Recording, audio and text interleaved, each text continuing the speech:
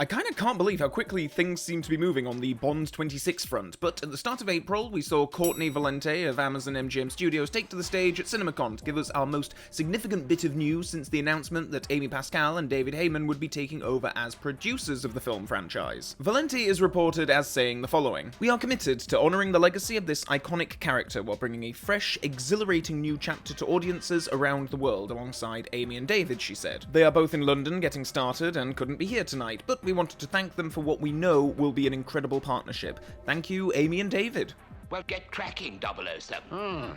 Interestingly, that quote is a little different depending on which outlet you look at. I mean, Deadline has it down as fresh, exhilarating new chapter, while the BBC had it down as fresh, exotic new chapter. I mean, whatever, I'll take either, or both preferably, but the fact that work is actually beginning on the next Bond film is incredibly exciting. Good evening, Mr. Bond fans. I suspect that top of the priority list for Amy Pascal and David Heyman right now will be assembling their top creative team, of which there is perhaps no more important role than that of the film's director, and there is one director's name that has been swirling the rumour mill quite aggressively of late, that of Alfonso Cuarón. The multi-Oscar winning director of Roma, Gravity, Children of Men, and the best Harry Potter film was actually up for the Bond gig in the past. There was a Variety article put out at the end of last year where he mentioned it in an interview. "Ages ago, I was offered a Bond film," he revealed, "and I said, yeah, cool, maybe Bond, I am going to do one. And then when the process started and I was going to shoot all the dialogue and stuff, there was a separate team doing all the action scenes. It kind of felt very weird." That film was reportedly The World Is Not Enough, a film that I completely adore, but even I have noted in the past how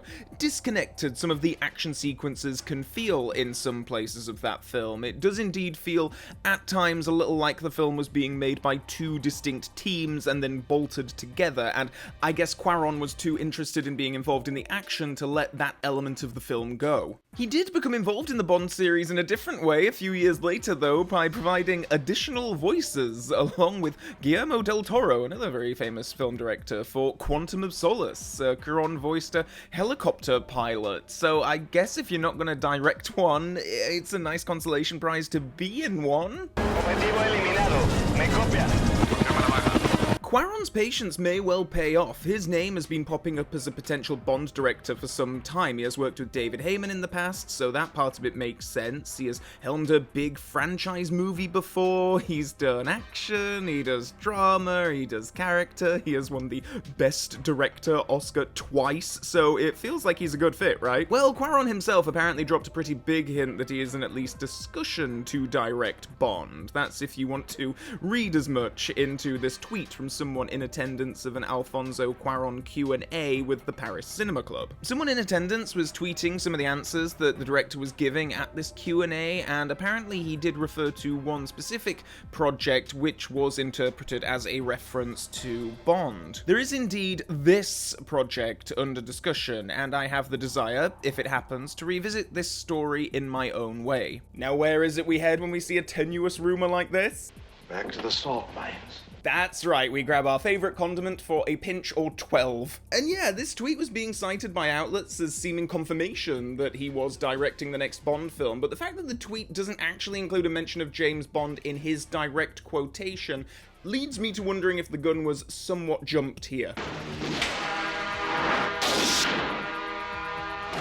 Nevertheless, Cuarón's past history with Bond and his relationship with David Heyman does feel like the stars are somewhat aligning for his anointment, if the terms are right for him, of course. And those terms presumably include him being very involved in the action, so give him a can of propane and a lighter and he's yours. Oh, but wait, who's this? Oh, it's Christopher Nolan, of course on his way to crash the Bond director discussion party once again. Much like how certain actors, Henry Cavill and Idris Elba for example, never leave the potential next Bond conversation. Seldom a month goes by without there being some new rumour that Christopher Nolan will indeed be directing the next Bond film. Given his own history with the series too, it makes sense that someday we will see a Nolan-directed Bond film. He clearly has an awful lot of love for the character, and given his more than impressive credentials, his awards, that he's able to make gigantic box office hits out of not just epic superhero fare, but also 3-hour-long historical dramas, I'd be very surprised if Amazon weren't government writing blank checks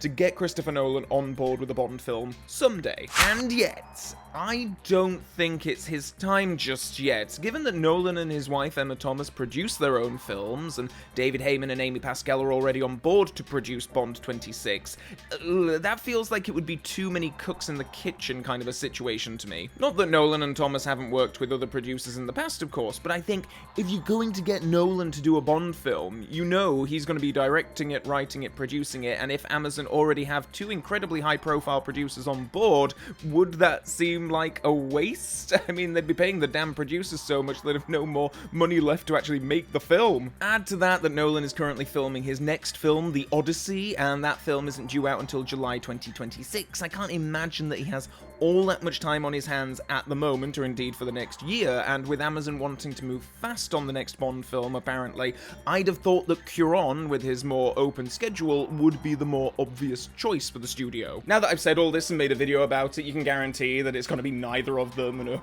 week from the upload date of this video, Amazon will announce a statement like, "We are pleased to announce Edgar Wright will be writing and directing Bond 26. Which, to be absolutely honest, would be my preferred choice of director anyway. But yes, previously on the channel I've discussed my thoughts on what a potential Christopher Nolan Bond film would look like, but not Alfonso Cuarón. And when I look back at the films of his that I've seen, like, you know, his Harry Potter movie is my favorite of that particular series. I love Children of Men, I love Gravity, I haven't seen A Little Princess since I was about 8 years old, but I did have the VHS and I think I remember liking it, so I guess I'm 4 for 4 on the works of his that I've seen so far. The variety in his filmography is something that has me really excited. He has worked in action, thrillers, sci-fi, dramas, and when it comes to delivering an intense ride of a movie, Children of Men and Gravity stand as films like I was almost breathless at times watching some of the action sequences in those films. They are just phenomenal, particularly with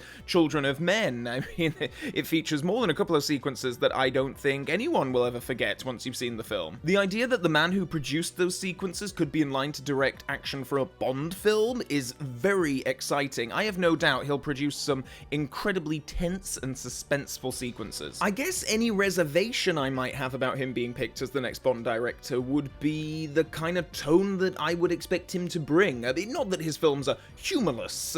Despite the starkness of tone in Children of Men, for example, Cuarón still finds moments of lightness and levity for the audience. Harry Potter 3 has some very memorable funny moments in it, but I kind of like the idea of Bond 26 going a bit lighter than the tone that was established during the Craig era, and with Cuarón at the helm, I feel like the tone would probably end up in a similar place to how it was during the Craig era. Maybe that's not entirely a bad thing. I mean, the Craig films were very successful for the most part, both critically and with audiences, so Amazon probably won't want to shake up the audience expectation too much. I don't think we'll have a Matthew Vaughn Kingsman-style frivolity to Bond anytime soon, let's put it that way. If it were to come down to a binary choice between a Nolan Bond or a Cuarón Bond, and the tabloids would certainly let you believe that it is that simple, I think I'd be most intrigued to see what a Cuarón Bond would look like. But the fact that these big names are circulating the rumor mill on the regular is actually quite exciting. I do think that Amazon are going to want to make a big statement with Bond 26 to reassure the world that the character is indeed in good hands, and